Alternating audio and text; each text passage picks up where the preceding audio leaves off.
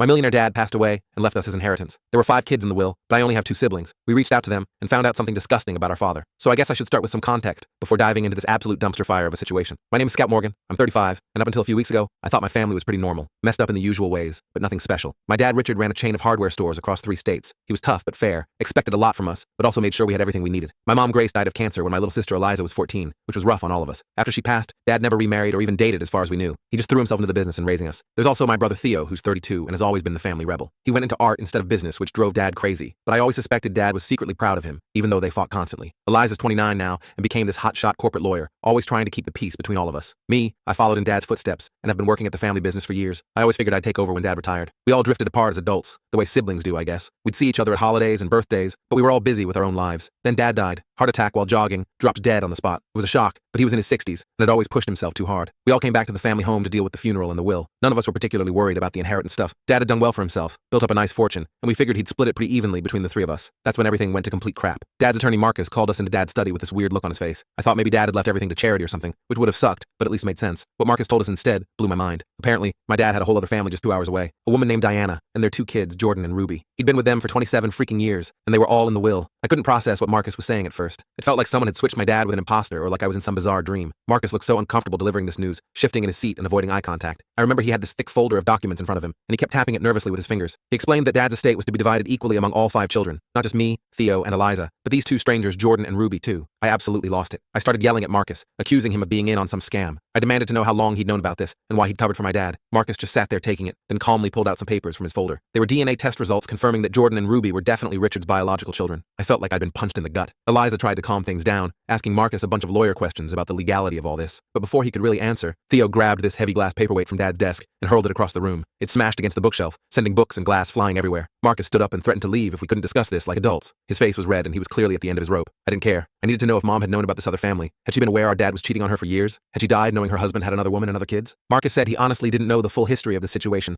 which just pissed me off more. I stormed out of the study, shouting that I'd contest the will even if it cost me everything. I grabbed my keys and headed for the door, needing to get some air before I broke something. Eliza followed me outside, trying to get me to calm down and think rationally. She kept saying we needed more information before making any decisions. I couldn't even look at her. I just got in my car and sat there, gripping the steering wheel until my knuckles turned white. I didn't drive away, but I couldn't go back inside either. When I finally returned to the house about an hour later, I found Theo in Dad's study, drinking directly from Dad's prized bottle of 30-year-old scotch. Not even using a glass, just chugging from the bottle like it was cheap beer. Dad would have been furious. The thought almost made me laugh. Theo suggested we should meet these half-siblings before jumping to conclusions. Maybe they were victims in this too, he said. I shut that down immediately, and Eliza agreed with me for once. No way were we sitting down for a family dinner with the products of our dad's betrayal. That's when Marcus dropped another bombshell. According to the will, all 5 of us had to attend a family dinner together within 30 days of the will reading, or the entire estate would go to charity. Dad was manipulating us from beyond the grave. I called my law school buddy Jamie right away. We'd stayed friends over the years, and he specialized in estate law. I wanted to know if we could contest this ridiculous will. Jamie said we could try, but it would be expensive, and the outcome was far from certain. Dad had apparently done his homework and made the will pretty airtight. While on the phone with Jamie, I started searching online for information about Diana and her kids. I was looking for anything that might suggest they had manipulated my dad or fraudulently inserted themselves into his will. Eliza kept trying to be the voice of reason, suggesting we should at least meet our half-siblings once to satisfy the will's requirements. Theo accused her of betraying Mom's memory by even considering it. Eliza's face crumpled, and she retreated upstairs to her old bedroom. Later that night, I heard her crying while I passed by her door. Theo discovered a locked drawer in Dad's desk and managed to pry it open. Inside were birthday cards and school photos of Jordan and Ruby going back years. There were report cards, artwork, concert programs, all the stuff parents save. It was obvious Dad had been actively involved in their lives, not just sending checks. This wasn't some fleeting affair. This was a whole second life. I kept digging and found that Diana had been Dad's high school girlfriend before he met Mom. But the timeline didn't add up for Jordan, who appeared to be in his mid-20s. That meant Dad had reconnected with Diana while he was married to Mom. The betrayal cut even deeper. Dad hadn't just maintained a separate family, he'd actively cheated on Mom. Eliza suggested we contact Diana directly to arrange this mandatory dinner,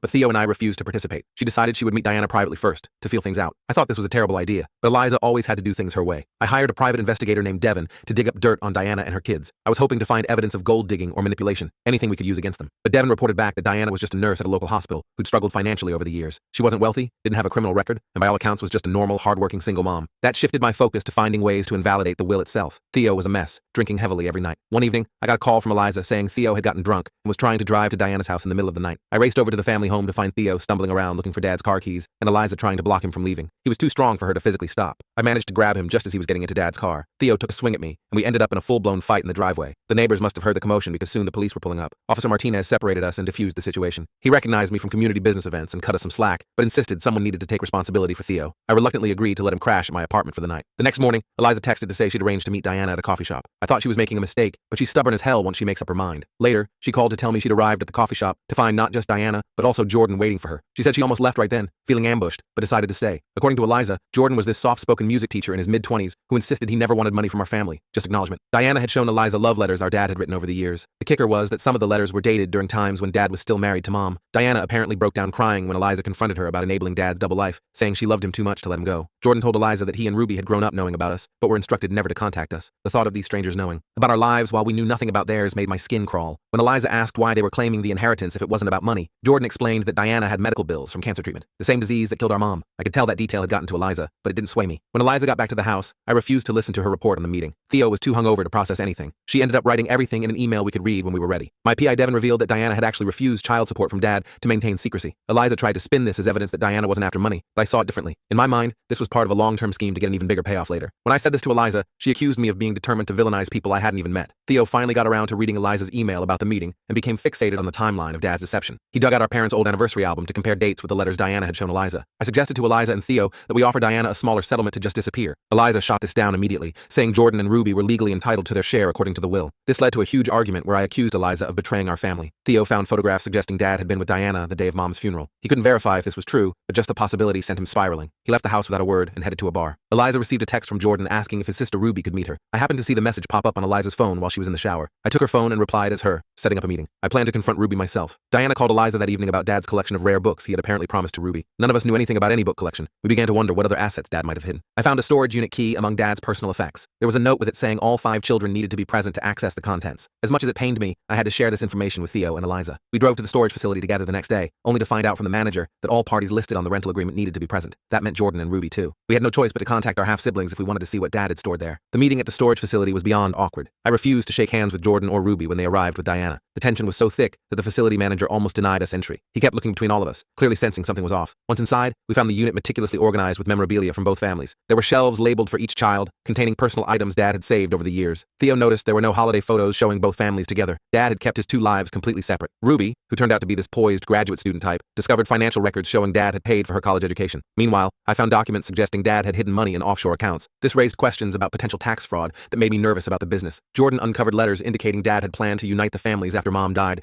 but apparently someone had threatened to expose him, so he continued the deception out of fear. Eliza found Dad's journal detailing his guilt and internal struggle over maintaining 2 separate families. She started reading passages aloud, but it just created more tension. Ruby suggested we each take time to read portions privately instead. While everyone was distracted reading different documents, I quietly photographed financial papers that concerned me. Jordan noticed what I was doing and confronted me privately, creating even more bad blood between us. Theo discovered artwork he'd created as a child preserved alongside similar pieces by Ruby. Instead of finding connection in this, it just made him angrier. He accused Ruby of stealing Dad's attention that should have been devoted to us after Mom died. Ruby revealed she'd studied art history, partly because of Theo's influence through Dad. When Theo didn't believe her, she showed him childhood sketchbooks with techniques clearly mimicking Theo's style. It was weird seeing how this stranger had been influenced by my brother without him knowing. We found medical records showing Dad had a heart condition for years, but never told any of his children. For a brief moment, all 5 of us united in feeling betrayed by this shared deception. I discovered documents suggesting the family business had serious cash flow problems. I didn't share this with the others, instead starting to formulate a plan to use my inheritance to save the business. We found a video recording Dad had made before his death, but argued about whether to watch it immediately. We eventually decided to postpone viewing until the required family dinner. When we were locking up the storage unit, I deliberately took a financial ledger I didn't want the others to see. I didn't realize Ruby had noticed and had already made copies of key documents earlier. During the drive home, Eliza suggested giving Diana's family a chance. That's when I revealed I'd already filed a legal challenge to the will. Eliza was furious that I'd done this without consulting her or Theo. Theo briefly expressed sympathy for Jordan and Ruby growing up without Dad's physical presence, but I reminded him they'd received financial support we knew nothing about. His momentary empathy hardened back into resentment. I proposed postponing the family dinner requirement indefinitely while my legal challenge proceeded, but Eliza reminded me that if we didn't comply within 30 days, everything would go to charity per the will's terms. We reluctantly agreed to hold the dinner at the family home in 2 weeks. I spent the next 2 weeks reviewing the financial documents I'd taken. The business was in worse shape than I thought, nearly bankrupt due to a combination of the economic downturn and some bad investments Dad had made. I needed the full inheritance to save it and protect the employees who depended on those jobs. I started working on fabricating documents showing Diana had been blackmailing Dad, thinking this might help my case to contest the will. Eliza, using her legal expertise, researched precedents for for contesting wills involving secret families. She found most cases favored biological children regardless of circumstances. She started working on a compromise solution to present at the dinner. Theo visited Dad's grave one afternoon, planning to vent his anger. He found fresh flowers already there with a card from Ruby. He tore up the card but left the flowers, his anger mixed with confusion about how to feel. Jordan reached out to Theo, suggesting they meet at an art gallery as fellow artists. Theo initially refused,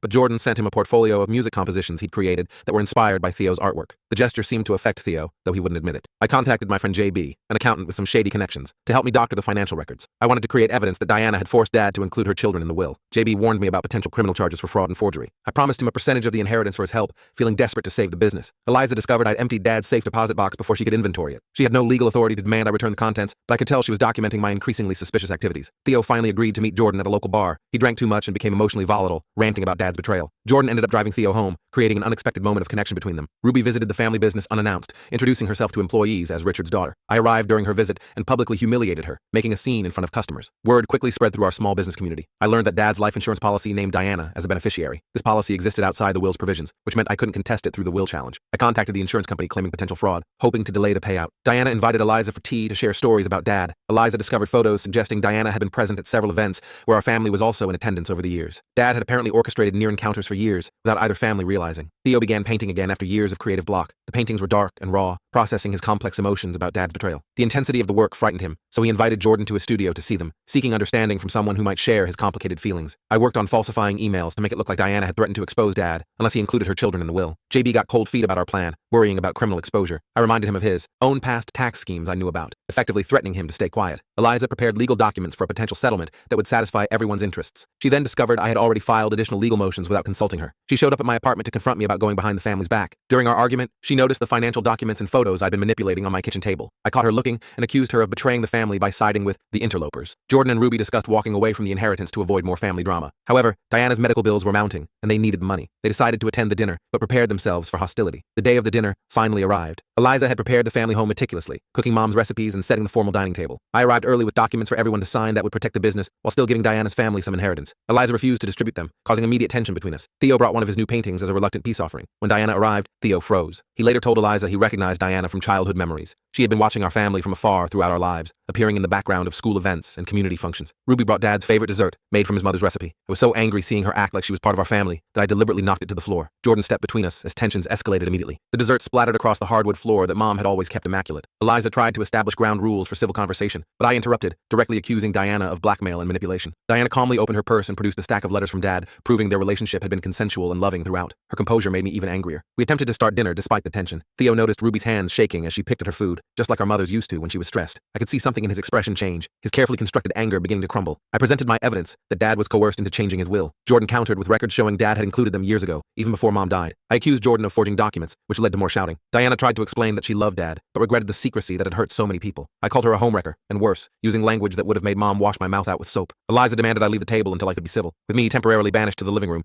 the remaining siblings attempted conversation. The weight of shared betrayal made it difficult, with long silences and stilted small talk. They agreed to watch Dad's video, hoping for explanations that might ease the tension. Dad's video began with apologies to both families. He looked older and more tired than I remembered, clearly recording this not long before his death. Technical issues caused the video to cut out at crucial moments, which was frustrating as hell. Theo's patience snapped, and he punched a wall, leaving a hole in the drywall and bloodying his knuckles. Ruby, who we learned was a medical student, helped bandage Theo's hand. He noticed prescription bottles in her purse and asked about them. She admitted she had the same anxiety condition Dad had suffered from, but never discussed with us. The video resumed with Dad explaining he had loved both Diana and Mom, but never found the courage to make a clean break. He described creating elaborate systems to maintain both families, including separate phones, email accounts, and even a fake travel schedule for business trips that never happened. Dad's video mentioned a final test for his children before revealing the true inheritance. I returned to the room just in time to hear this and scoffed at Dad's manipulation from beyond the grave. Eliza suggested we simply sell everything and split proceeds equally to avoid more fighting. I rejected Eliza's proposal immediately. I threatened to expose business irregularities that would implicate Dad posthumously if they didn't agree to my terms. Jordan seemed to realize I was bluffing and revealed he'd already consulted a forensic accountant about the business finances. The dinner devolved into accusations as I revealed I knew about tax evasion in the business from looking through Dad's private records. Eliza pointed out I had been running operations for years, so any legal liability would fall primarily on me, not Dad's memory. She had me cornered, and she knew it. Diana attempted to de-escalate by offering to take a smaller share of the inheritance. I was desperate and cornered, so I pulled out the fabricated evidence JB had helped me create. Just then,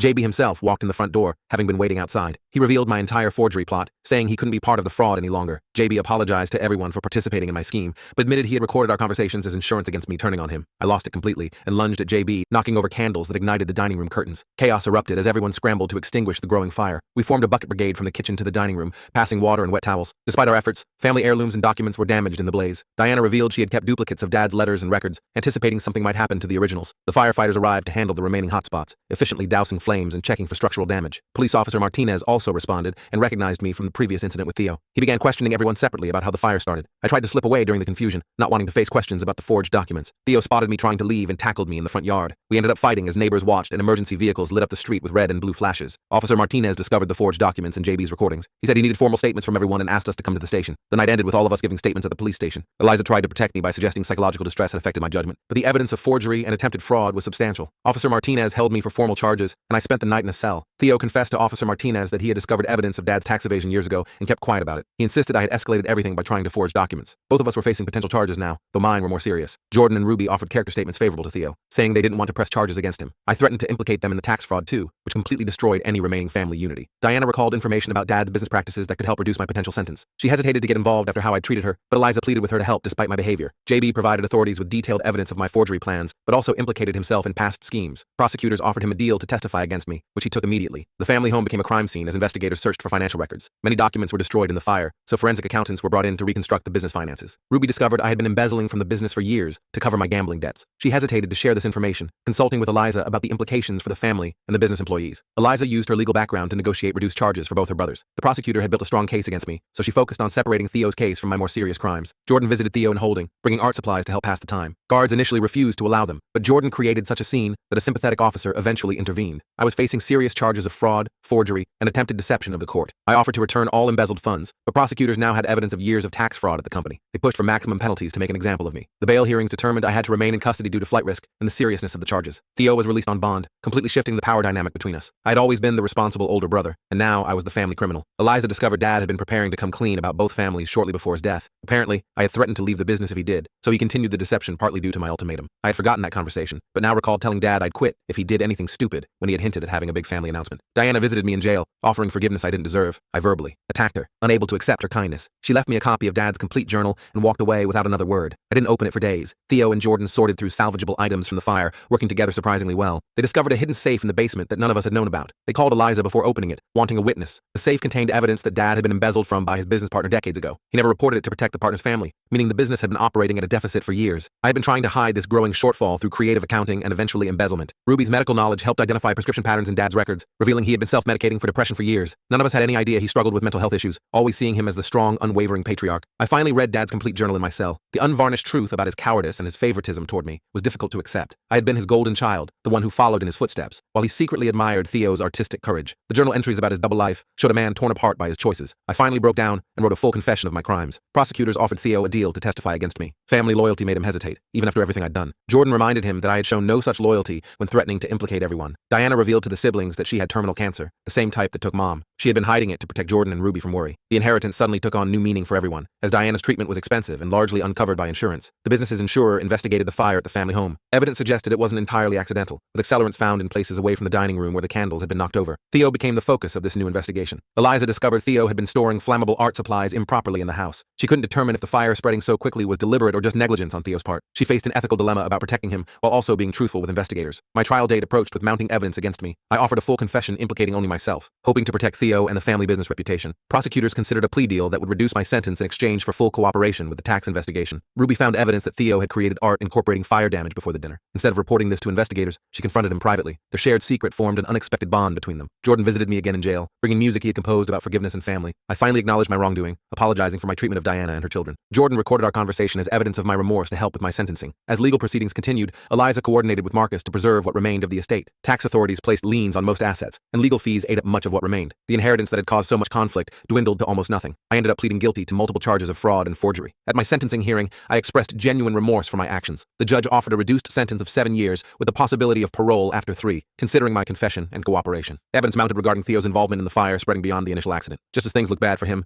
Ruby provided time-stamped photos proving it was indeed accidental. The arson charges were dropped, though negligence charges remained for the improperly stored art supplies. Theo accepted responsibility for negligence with the art supplies and faced his own sentencing. The prosecution pushed for jail time, citing the extensive damage damage to the family home. Diana testified about Theo's character, describing positive changes she'd observed in him since they'd first met. Her testimony, despite how poorly our family had treated her, moved the judge. Jordan offered to help rebuild the family business using his business minor knowledge, but most assets were frozen pending the tax investigation. The siblings collectively decided to sell the remaining property instead and use the proceeds to pay for Diana's medical treatment. Eliza prepared for Theo's sentencing hearing with character. Witnesses from the art community. A surprise witness appeared, Dad's former secretary with decades of observations about our family dynamics. Her testimony about Dad's manipulative behavior provided context for Theo's actions. Theo received a sentence of 18 months in a minimum security facility. The judge permitted him to create an art therapy program for fellow inmates, giving him purpose during his punishment. Diana's health deteriorated rapidly in the months following the trial. She refused extensive treatment, saying she wanted quality time with her children rather than exhausting medical interventions. Jordan and Ruby struggled with this impending loss while just beginning relationships with their half-siblings. I received occasional updates about Diana's condition from Eliza, who visited her regularly. I was still processing my feelings about everything, sometimes regressing into anger before remembering the devastation my actions had caused. Eliza visited me in prison, bringing news of Diana's worsening condition. I still harbored some resentment and couldn't bring myself to express sympathy. Eliza left family photos on the table but didn't visit again for months, hurt by my continued hostility. Ruby completed medical school with Eliza attending her graduation in my place. The celebration was bittersweet without Diana, who was confined to hospice care by then. They created a video message for her hospital room, showing Ruby in her cap and gown. Jordan discovered Dad had composed music secretly for years. The notation was complex and needed interpretation, so he began collaborating with Theo through prison visits. Their shared artistic interests gradually formed a genuine brotherhood between them. Eliza finalized the sale of family assets, resulting in modest settlements for each sibling after debts and taxes. Diana's medical bills consumed Ruby and Jordan's shares completely. Eliza secretly covered some expenses from her portion, never telling anyone about her generosity. I learned of Diana's deterioration through a letter from Jordan. Prison regulations prevented me from visiting her, which I regretted despite our difficult history. I created a detailed apology painting with guidance from Theo through letters, channeling my regret into art for the first time. Diana passed away peacefully with Jordan, Ruby, and Eliza at her bedside. Neither Theo nor I could attend the funeral due to our incarceration. Jordan recorded the service on video for us to watch later. The siblings discovered Diana had left letters for each of us, including me and Theo. Each letter contained painfully honest assessments of our character, alongside genuine forgiveness. We all had to confront our roles in the family fracture through her final words to us. Eliza visited Theo regularly, bringing news and art supplies. She struggled with being the only free sibling for a while, carrying the burden of rebuilding family connections alone. She eventually started a support group for families affected by white-collar crime, turning our experience into something helpful for others. 3 years after Diana's passing, Eliza stood in the gallery opening of Fractured Light, a collaborative exhibition featuring Theo's paintings inspired by Jordan's music compositions. Theo had been released 18 months earlier and built a reputation for art, addressing family trauma and redemption. Jordan had turned Dad's secret compositions into an award-winning chamber music series that toured nationally. Ruby became a practicing physician specializing in cardiac care, perhaps influenced by both Dad's heart condition and her mother's cancer. She brought her toddler daughter named Grace Diana to family gatherings, a symbol of reconciliation and new beginnings. I was still serving my reduced sentence with 2 years remaining. I had become a model prisoner, teaching business ethics to fellow inmates based on my own failures. My letters to the family showed genuine remorse and self-reflection that had been impossible for me before. The inheritance that once divided us was long gone, but we built something more valuable in its place: truth and tentative trust. The family business was replaced by a small foundation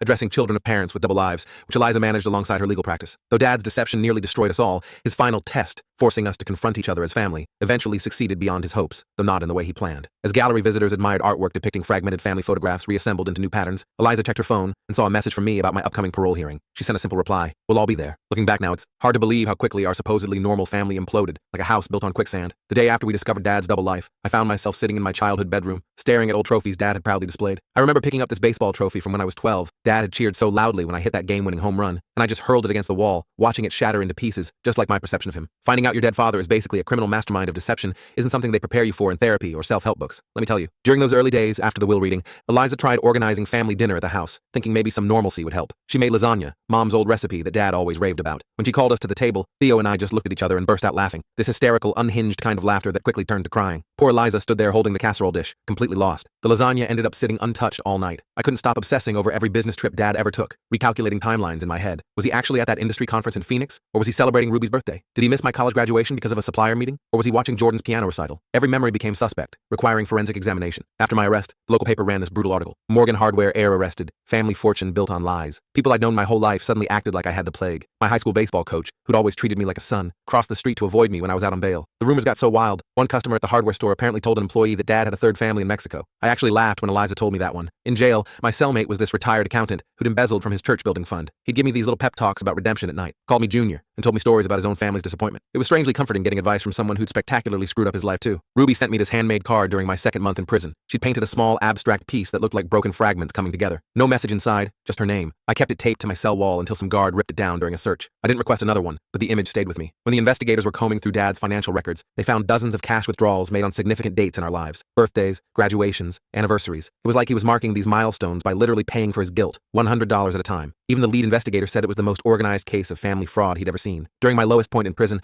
I developed this weird habit of drawing elaborate family trees on napkins during meals. I'd map out all these possible scenarios. What if Mom had known? What if Dad had actually chosen Diana's family over us? What if we were the other family all along? My prison counselor said it was my brain trying to make sense of something fundamentally senseless. A therapist would have charged me $200 an hour for that insight, but I got it for free with my prison slop. Eliza told me later that for weeks after the fire, she'd have these vivid dreams where she'd see Dad sitting at both dining tables simultaneously, like some bizarre quantum physics experiment. In her dreams, he'd look completely content, eating the same meal with two separate families, never noticing the impossibility of it all. The day Theo got released, Jordan picked him up in Dad's old Buick, the one car that hadn't been seized or sold off. Apparently, they drove to the coast and spent hours skipping stones into the ocean, barely talking. Theo told me later it was the first time he felt like he had a brother, not just a rival or an enemy. When I think about it, Dad's elaborate deception required almost admirable logistical skills. Maintaining two separate families for decades, keeping financial records straight, remembering which stories he'd told to which family. It was like he was running a covert operation rather than just being a typical cheating spouse. If he'd applied that level of meticulousness to the business, maybe we wouldn't have been facing bankruptcy. One bizarre detail that came out during the investigation: Dad had the exact same reading chair in both houses. Same leather, same manufacturer, even positioned at the same angle by the window. The criminal psychologist who reviewed the case said it was a classic compartmentalization technique, creating parallel environments to maintain the mental separation. Something about that detail haunts me more than almost anything else. While I was awaiting trial, Diana sent me a Christmas card signed by her, Jordan, and Ruby. Inside was a photo of Dad at Jordan's high school graduation. He was beaming with pride, his arm around Jordan's shoulders, wearing the watch I'd given him for his birthday that same year. I tore it up immediately, then spent hours taping it back together that night, studying Dad's expression for any hint of guilt or conflict. There weren't any obvious signs, just a man proud of his son. The prosecutors had this timeline chart they'd created for the case, showing Dad's movements between the two families over 27 years. It was color-coded and stretched across an entire wall of the courtroom. Looking at it during my trial, I realized he'd managed to attend every major event in both families' lives, meticulously alternating his absences so neither family felt consistently neglected. It was both impressive and utterly heartbreaking. Eliza found this old voice recorder in Dad's desk drawer months after everything happened. It contained dictated notes about each of his kids, observations, worries, moments of pride. He'd recorded thoughts about all five of us, talking about Jordan's musical talent with the same pride he expressed about my business acumen or Theo's artistic gifts. Hearing his voice discussing all his children together was jarring. In his mind, we weren't separate families, just separate locations. The prison chaplain asked me once what I would say to my dad if he were still alive. I couldn't answer for weeks. When I finally could, I realized I wouldn't say anything. I just listened. Because after all this time,